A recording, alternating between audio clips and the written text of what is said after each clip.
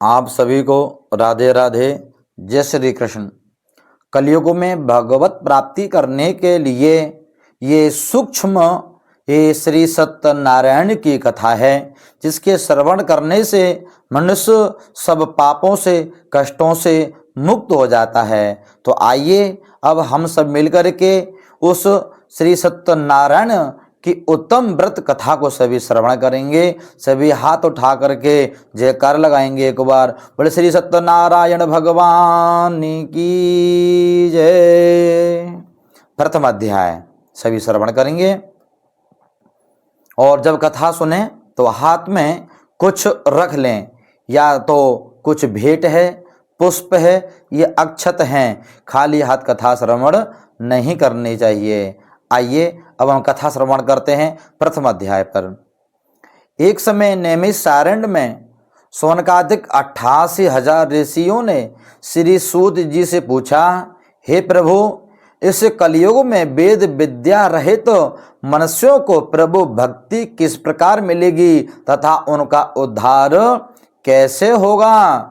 इसलिए हे मुनि श्रेष्ठ, कोई ऐसा तप कहिए जिससे थोड़े समय में पुण्य प्राप्त होवे तथा वनवांछित फल मिले। वे कथा सुनने की हमारी प्रबल इच्छा है। सर्वशास्त्र ज्ञाता श्री सूत जी बोले, हे वैष्णवों में पूज्य, आपने सभी के प्राणों की हित की बात पूछी है। अब मैं उस श्रेष्ठ व्रत को आपसे कहूँगा जिस व्रत को नारद जी ने श्री लक्ष्मी नारायण से पूछा था और लक्ष्मीपति ने मुनि श्रेष्ठ नारद से कहा था। सो आप सभी ध्यान से सुने। एक समय योगीराज नारद जी दूसरों के हित की इच्छा के लिए अनेक लोकों में भ्रमण करते हुए मृत्युलोक में आ पहुँचे, जहाँ अनेक योनियों में सभी मनुष्य अपने अपने कर्मों से दुखी हो रहे थे। दुखित देख करके मन में सोचने लगे कि किस यत्न के करने से, किस भक्ति पूजा पाठ के द्वारा इन प्राणियों के दुखों का नाश हो सकेगा। ऐसा मन में सोचकर विष्णु लोक को गए। वहां श्वेत वर्ण और 4 भुजाओं वाले देवों के इस नारायण को देखा, जिनके हाथों में शंख चक्र गदा पद्म थे तथा वरमाला पहने हुए थे। देख करके स्तुति करने लगे, हे भगवान, आप अत्यंत शक्ति से संपन्न हैं। मन तथा वाणी आपको पा नहीं सकती। आपका आदि मध्य अंत नहीं है। निर्गुण स्वरूप सृष्टि के आदि भूति वे भक्तों के दुखों को नष्ट करने वाले हैं। आपके चरणों मेरा नमस्कार है। नारद जी की इस प्रकार स्तुति सुनकर विष्णु भगवान बोले, हे मुनिश्रेष्ठ, आपके मन में क्या है? आपका किस काम के लिए आगमन हुआ है? निसंकोच कहो। तब नारद मुनि बोले, मृत्यु लोक में सब मनुष्य जो अनेक योनियों में पैदा हुए हैं, अपने अपने कर्मों के द्वारा अनेक प्रकार के दुखों से दुखी हो रहे हैं। हे नाथ, मुझ पर दया रखते हो तो बतलाइए कि उन मनुष्यों के सब दुख थोड़े से ही भक्ति पूजा पाठ व्रत करने से कैसे दूर हो सकते हैं? हे नारद, मनुष्यों की भलाई के लिए तुमने बहुत अच्छी बात पूछी है। जिस काम के करने से मनुष्य मोह से छूट जाता है, वो कहता हूँ, सुनो। बहुत पुण्य देने वाला स्वर्ग तथा मृत्यु लोक दोनों में एक उत्तम व्रत है। आज मैं प्रेम बस होकर के तुमसे कहता हूँ। सत्यनारायण का यह व्रत अच्छी तरह विधि पूर्वक करे के मनुष्य आयु पर्यंत यहाँ सुख भोग कर मरने पर मोक्ष को प्राप्त होता है। श्री भगवान के वचन सुनकर नारद मुनि बोले, उस व्रत का फल क्या है? क्या विधान है? और किसने यह व्रत किया और किस दिन यह व्रत करना चाहिए? विस्तार से कहिए। भगवान बोले, दुख शोक को आदि को दूर करने वाला, धन्य धान को बढ़ाने वाला, संतान को देने वाला, व्रत सभी सब स्थानों पर विजय करने वाला है।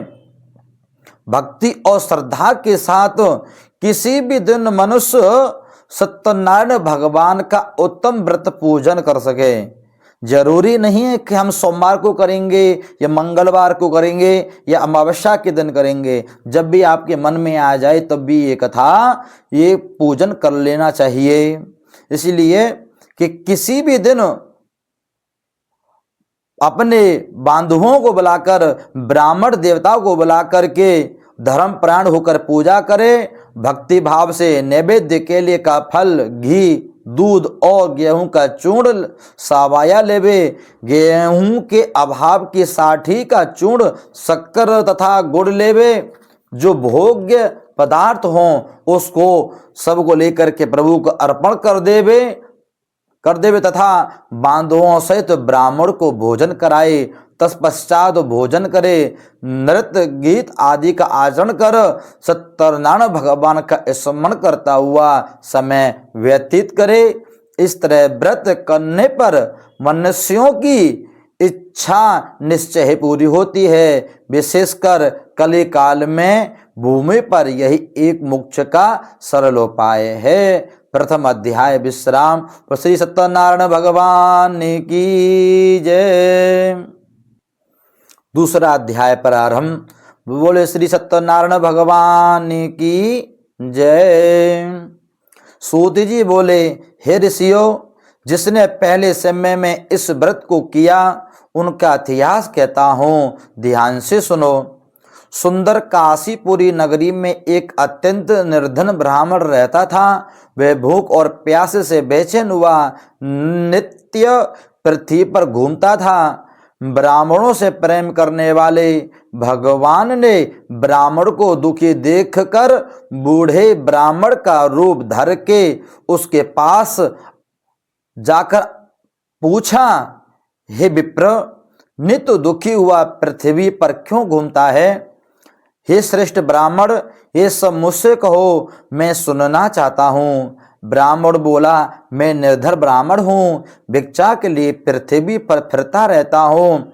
हे भगवान, यदि आप इसका उपाय जानते हो तो कृपा कर मुझसे कहो। वृद्ध ब्राह्मण बोला कि सत्यनारायण भगवान वन वांछित फल देने वाले हैं, इसलिए हे ब्राह्मण, तुम उनका पूजन कर, जिसके करने से मनुष्य सब दुखों से मुक्त हो जाता है। ब्राह्मण को व्रत का सार विधान बतलाकर बूढ़े ब्राह्मण का रूप धारण करने वाले श्री सत्यनारायण भगवान अंतर्ध्यान हो गए। जिस व्रत को वृद्ध ब्राह्मण ने बतलाया है मैं उसको करूंगा, यह निश्चय करने पर उसको रात में नींद नहीं आई। सुबह वो उठकर सत्यनारायण के व्रत करने के लिए मन में निश्चय कर लिया और भिक्षा के लिए नगर में चल दिया है। उस दिन उसको भिक्षा में बहुत धन मिला, जिससे बंधु बांधवों के साथ उसने सत्यनारायण का उत्तम व्रत किया। जिसके करने से उसने व्रत किया, इसके करने से वह ब्राह्मण सब दुखों से छूटकर अनेक प्रकार की संपत्तियों से युक्त हुआ। उसमें वह ब्राह्मण हर मास व्रत करने लगा। इस तरह सत्यनारायण भगवान के व्रत को जो करेगा वह सब पापों से छूटकर मोक्ष को प्राप्त होगा। आगे जो पृथ्वी पर सत्यनारायण का व्रत करेगा वह मनुष्य सब दुखों से छूट जाएगा। इस तरह नारद जी ने नारायण का कहा हुआ व्रत मैंने तुमसे कहा। हे विप्रो, मैं और क्या कहूँ और आप क्या सुनना चाहते हैं? ऋषि बोले, हे मुनीश्वर, संसार में इस ब्राह्मण से सुनकर किस किस ने यह व्रत किया है हम सब सुनना चाहते हैं। इसके लिए हमारे मन में बहुत ही श्रद्धा है, भाव है। सूत जी बोले, हे मुनियो, जिसने इस व्रत को किया है वह सब सुनो। एक समय एक ब्राह्मण धन और ऐश्वर्य के अनुसार बंधु बांधवों के साथ व्रत करने को तैयार हुआ।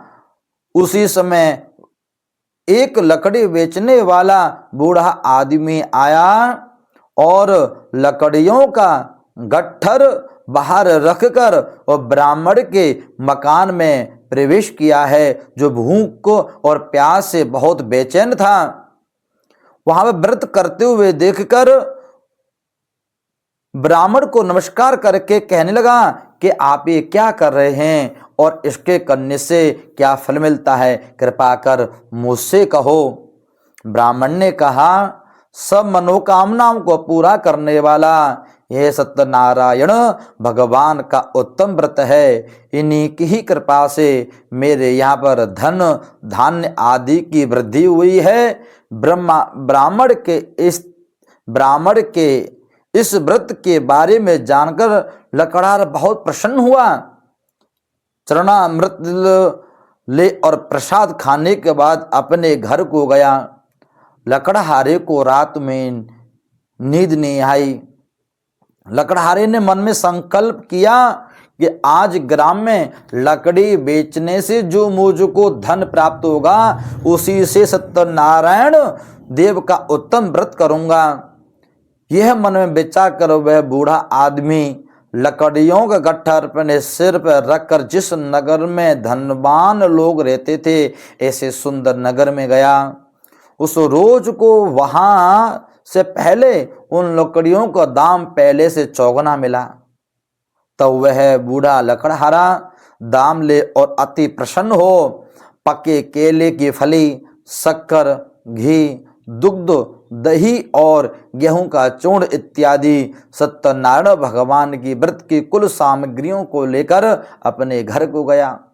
फिर उसने अपने भाइयों को बुलाया, ब्राह्मण को बुलाया और विधि विधान के साथ में पूजन व्रत किया है। उस व्रत के प्रभाव से बूढ़ा लकड़हारा धन पुत्र आदि से युक्त हुआ और संसार के समस्त सुख भोग कर वैकुंठ को चला गया। तो अध्याय विश्राम। श्री सत्यनारायण भगवान की जय। तृतीय अध्याय प्रारंभ।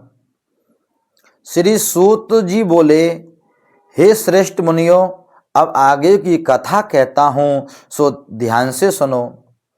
पहले समय में उल्का मुख नाम का एक बुद्धिमानी राजा था। वह सत्य वक्ता और जितेंद्रिय था। प्रतिदिन देव स्थानों पर जाता था, गरीबों को धन देकर उनके कष्ट दूर करता था।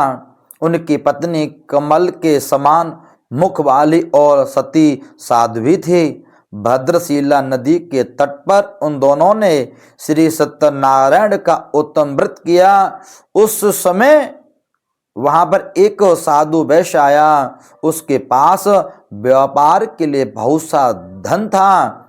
वह नाव को किनारे पर ठहरा कर राजा के पास गया और राजा को व्रत करते हुए देखकर विनय से नम्रता के साथ पूछने लगा, हे राजन, भक्ति युक्त चित्त से आप ये क्या कर रहे हैं और मेरी सुनने की इच्छा है, सो आप यह व्रत मुझे भी बतलाइए।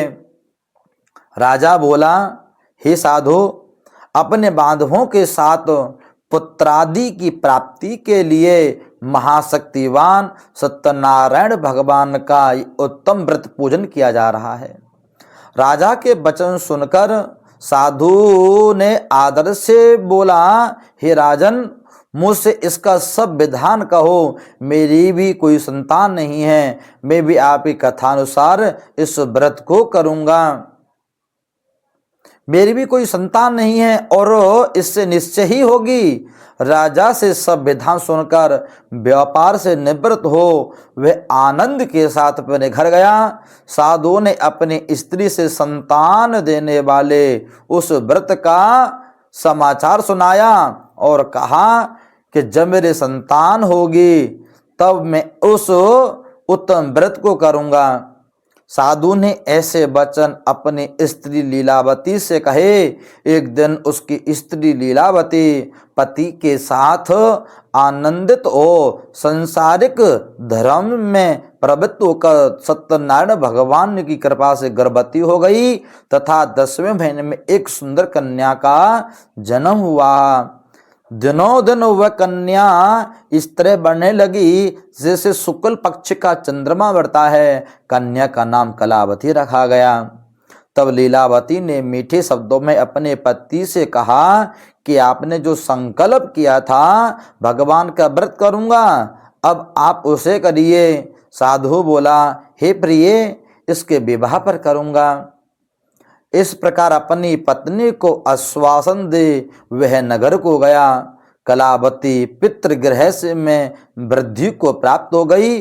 साधु ने जब नगर में सखियों के साथ अपनी पुत्री को देखा तो तुरंत दूत को बुलाकर कहा कि पुत्री के वास्ते कोई संयोग वर लेकर के आओ। संयोग का मतलब है कि धनवान हो, धनवान के साथ में भगवान की भक्ति करने वाला हो, माता पिता की सेवा करने वाला हो, सिर्फ धनाढ़ पैसे फैक्ट्री कंपनी वाला ना हो तो साथ में भगवान की भक्ति करने वाला हो। वही आपकी संतान को, आपकी पुत्री को खुश रख सकता है। ध्यान रखना आप सभी, सहयोग वर्ग के लिए कहा गया है। तो सहयोग वर दिख करके लाओ। साधु की आज्ञा पाकर दूत कंचन नगर को गया। वहां बड़ी खोजभाल देखभाल करके लड़की के लिए संयोग वणिक पुत्र ले आया और उस संयोग लड़की को देखकर साधु ने अपने बंध बांधवों सहित प्रसन्नचित अपनी पुत्री का विवाह कर दिया। किंतु दुर्भाग्य से विवाह के समय पर व्रत करना भूल गया। तब श्री भगवान क्रोधित हो गए और श्राप दे दिया कि तुम्हें दारुण दुख प्राप्त होगा। इसलिए ध्यान रखना, अगर आपने किसी प्रकार का कोई संकल्प किया है व्रत करने का, कुछ दान पुण्य करने का, तो बड़े रूप से ना कर सको तो आप छोटे रूप से दान पुण्य करके वो संकल्प पूरा कर देना चाहिए। नहीं तो हमारे जीवन में, हमारे बच्चों के जीवन में किसी न प्रकार से कोई रोग, कोई कष्ट, बाधाएं उत्पन्न अवश्य होती हैं। भूल गया तब भगवान क्रोधित हो गए और श्राप दे दिया उनको। दारुण दुख प्राप्त होगा। अपने कार्य से कुशल साधु बनिया जमाता सहित समुद्र स्थिति रतनपुर नगर में आ गया। वहां दोनों ससुर जमाई चंद्रकेतु राजा के उस नगर में व्यापार करने लगे। एक रोज भगवान सत्यनारायण की माया से प्रेरित कोई चोर राजा का धन चुराकर भागा जा रहा था, किंतु राजा के दूतों को आता देखकर चोर ने घबराकर भागते हुए राजा के धन को वहीं छुपा कर रख दिया जहां वो ससुर जमाई ठहरे हुए थे। कहते हैं जब भगवान जब कष्ट देते हैं ना तो किसी न प्रकार से दे देते हैं, जैसे आप सभी कथा में सुन रहे हैं। जहां ठहरे हुए थे, जब दूतों ने उस साधु वैश्य के पास राजा के धन को रखा देखा तो वे दोनों को बांध कर ले गए और प्रसन्नता से दौड़ते हुए राजा के समीप जाकर के बोले, ये दो चोर हम पकड़ करके लाए हैं, देखकर आज्ञा दें। तब राजा की आज्ञा से उनको कठोर कारावास में डाल दिया और उनका सब धन छीन लिया। सत्यनारायण भगवान के श्राप द्वारा उनकी पत्नी भी घर पर बहुत दुखी हुई और घर पर जो धन रखा था चोर चोरा करके ले गए। शारीरिक व मानसिक पीड़ा तथा भूख प्यास से अति दुखित हो अन्न की चिंता में कलावती एक ब्राह्मण के घर में गई। वहां उसने सत्यनारायण भगवान का व्रत होते हुए देखा, फिर कथा सुनी और प्रसाद ग्रहण कर रात को आई। माता ने कलावती से पूछा, हे पुत्री, अब तक कहाँ थी, तेरे मन में क्या है? कलावती बोली, हे माता, मैंने एक ब्राह्मण के घर में श्री सत्यनारायण भगवान का व्रत होते देखा है। कन्या के वचन सुनकर कलावती भगवान के पूजन की तैयारी करने लगी है। लीलावती ने परिवार और बांधवों सहित श्री सत्यनारायण भगवान का पूजन किया और वर मांगा कि मेरे पति और दामाद शीघ्र आ जावें। साथ ही प्रार्थना की कि हम सब का अपराध क्षमा करें। सत्यनारायण भगवान इस व्रत से संतुष्ट हो गए और राजा चंद्रकेतु को स्वप्न में दर्शन देकर कहा, हे राजन, दोनों वैश्यों को प्रातः ही छोड़ दो और सब धन जो तुमने ग्रहण किया है वो दे दो, नहीं तो तेरा धन, राज्य, पुत्र इत्यादि सब नष्ट कर दूंगा। राजा से ऐसे वचन कहकर भगवान अंतर्ध्यान हो गए। प्रातःकाल राजा चंद्रकेतु ने सभा में अपना स्वप्न सुनाया और फिर दोनों वणिक पुत्रों को कैद से मुक्त कर सभा में बुलाया गया। दोनों ने आते ही राजा को नमस्कार किया। राजा मीठे वचनों में बोला, हे महानुभावो, भाभी बस ऐसा कठिन दुख प्राप्त हुआ है, अब तुम्हें कोई भय नहीं है। ऐसा कहकर राजा ने उनको नए नए वस्त्राभूषण पहनाए तथा जितना धन लिया था उसे दूना धन देकर आदर सहित विदा किया है। दोनों वैश्य अपने घर को चले दिए। तृतीय अध्याय विश्राम। श्री सत्यनारायण भगवान की जय। चौथा अध्याय प्रारंभ। श्री सूत जी बोले, वैश्य ने मंगलाचार करके यात्रा प्रारंभ की है, अपने नगर को गया। उसके थोड़ी दूर निकलने पर दंडी वेशधारी सत्यनारायण भगवान ने उनसे पूछा, हे साधु, तेरी नाभ में क्या है? अभिमानी वणिक हंसता हुआ बोला, हे साधु, हे दंडी, आप क्यों पूछते हो? क्या कुछ धन लेने की इच्छा है? मेरी नाभ में तो बेल और पत्ते भरे हुए हैं। भगवान ने कहा, सब कुछ है फिर भी झूठ बोल रहा है। वैश्य के कठोर वचन सुनकर भगवान ने कहा, तुम्हारा वचन सत्य हो।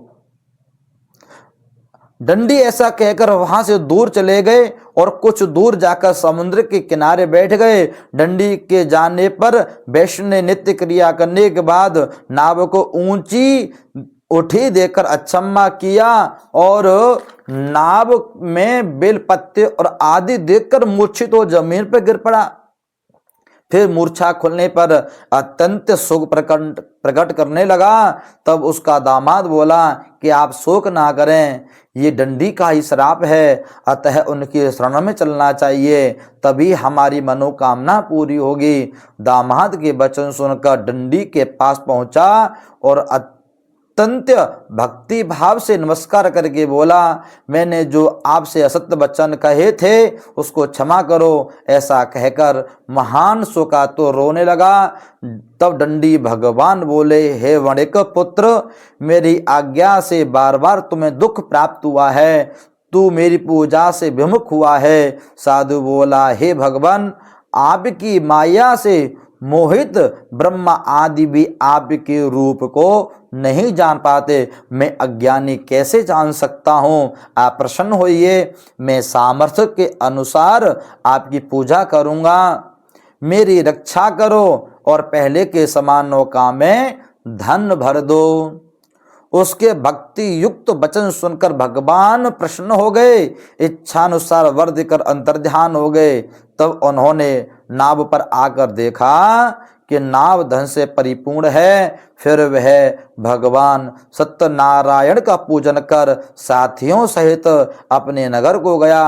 अब अपने नगर के निकट पहुंचा, तब दूत को घर भेजा और भेज करके कहा कि उनका पति और दामाद सहित नगर के समीप आ गए हैं। ऐसा सुनकर साधु की स्त्री ने बड़े हर्ष के साथ सत्यदेव का पूजन कर रही थी, कथा श्रवण कर रही थी और पति का वचन सुनते ही और आरती छोड़ करके, प्रसाद छोड़ करके दौड़ पड़ी और आकर के देखा भगवान रुष्ट हो गए और उसके पति को नाव सहित जल में डुबो दिया।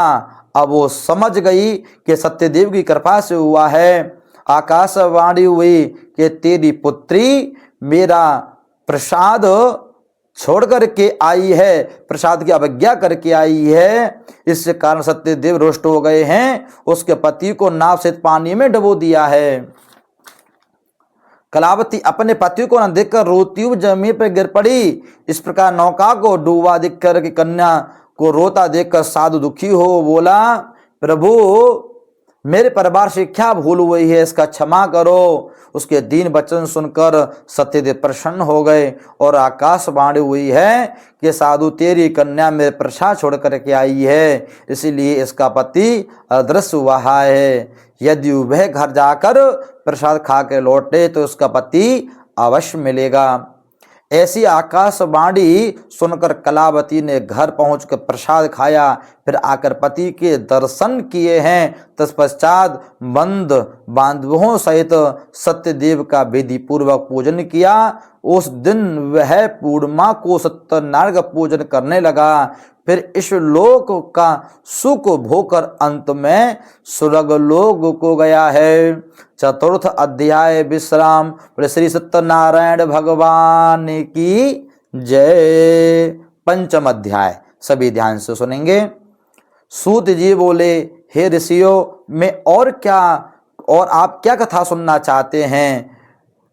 मैं और क्या कथा कहूं? मैं अधिक और कथा सुनना चाहते हैं तो सुनो। प्रजापालन में लीन तुंगध्वज नाम का एक राजा था। उसने भी भगवान का प्रसाद त्याग कर बहुत दुख पाया। एक समय वन में जाकर वन्य पशुओं को मारकर बड़ के पेड़ के नीचे आया। वहां उसने ग्वालों को भक्ति भाव से बांधवों सहित श्री सत्यनारायण जी का पूजन करते देखा। राजा देख कर के भी अभिमान बस वहां नहीं गया और ना ही नमस्कार किया। जब ग्वालों ने प्रसाद उसके सामने रखा तो वह प्रसाद को त्याग कर अपनी सुंदर नगरी को चला। वहीं उसने अपना सब कुछ नष्ट पाया। जब वो जान गया कि सब कुछ भगवान ने किया है, तब वह विश्वास कर ग्वालों के समीप गया और विधि पूर्वक पूजन कर प्रसाद खाया और सत्यदेव की कृपा से पहले के जैसा था वैसा ही हो गया। फिर दीर्घ काल तक सुख भोग कर मरने पर स्वर्ग लोक को गया। जो मनुष्य इस परम दुर्लभ व्रत को करेगा, भगवान की कृपा से उसे धन्य धान्य की प्राप्ति होगी। निर्धन धनी बंधी बंधन से मुक्त होकर निर्भय हो जाता है। संतानहीनों को संतान प्राप्त होती है तथा सब मनोरथ पूर्ण कर अंत में वैकुंठ धाम को जाता है। जिन्होंने पहले इस व्रत को किया, उनके दूसरे जन्म की कथा भी हम सुनाते हैं आपको। आप सभी ध्यान से सुनिए। वृद्ध सतानंद ब्राह्मण ने सुदामा का जन्म लेकर मोक्ष को पाया। उल्का मुख नाम का राजा दशरथ होकर बैकुंठ को प्राप्त हुआ।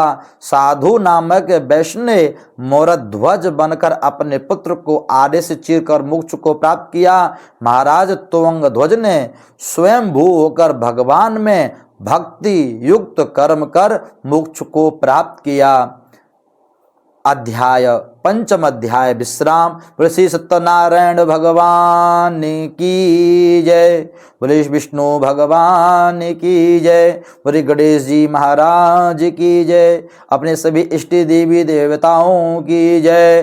बोले श्री बांके बिहारी लाल की जय। जय जय श्री राधे श्याम। अगर आपको वीडियो अच्छी लगी हो तो आप श्रवण करें और अपने इष्ट मित्रों को भी आप वीडियो शेयर करें। अपने घर पर बैठ कर कथा का आप सभी पुण्य प्राप्त करें। हमारे चैनल को लाइक करें, सब्सक्राइब करें एवं बेल आइकन की घंटी दबाएं। आप सभी को राधे राधे। जय श्री कृष्ण।